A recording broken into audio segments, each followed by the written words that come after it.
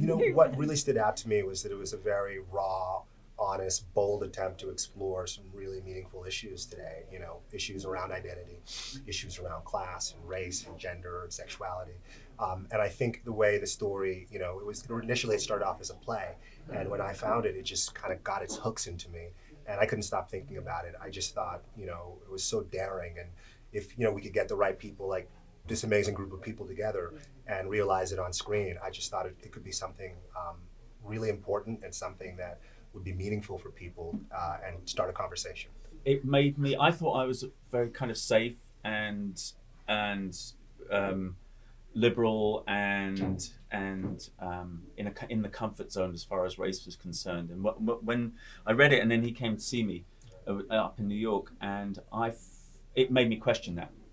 I thought that was really, really interesting. It made me go, not so much. It made me question my own racism and what we all have within us and stuff, which I thought was really interesting. And that's why I jumped on board with it. Octavia was already attached, and Julius reached out to me. I just read the script. It was a real page-turner, social thriller, touching on all of the subjects that are meaningful and powerful, provocative conversation, and something that I thought that would really sit with an audience and open up that important level of conversation. And it's uncomfortable, but it's so relevant and so necessary, this discussion. It's about making Luce understand how those that are chosen to succeed, if you know one is chosen, how they have to take up the mantle, and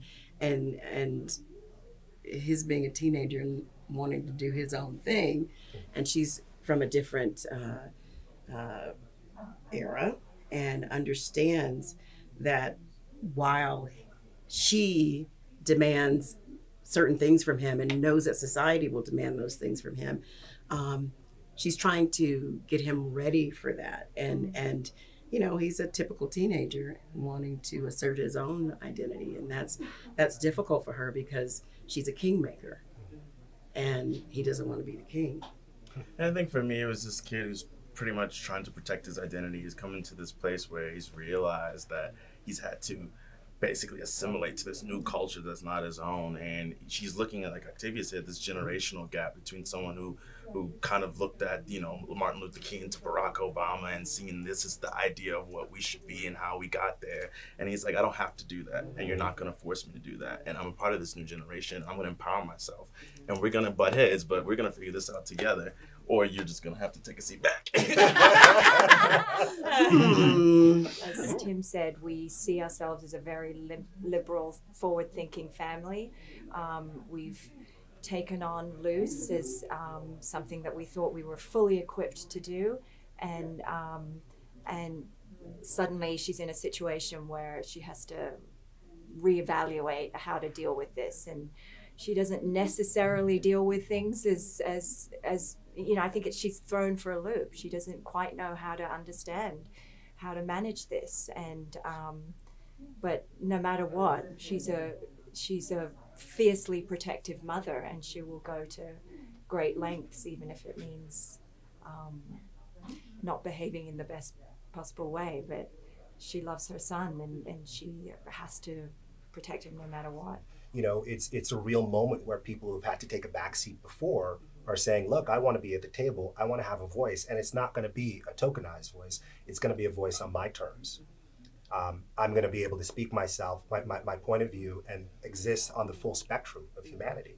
And, you know, for people who might have traditionally been in power before that, they have to get used to not necessarily being in power and not necessarily seeing the world solely on their terms. And I think that's a big part of the conversation of this movie, and a big part of hopefully the conversation that the movie ends up becoming a part of after you're done with the film. You know, Octavia and I were talking a little bit earlier.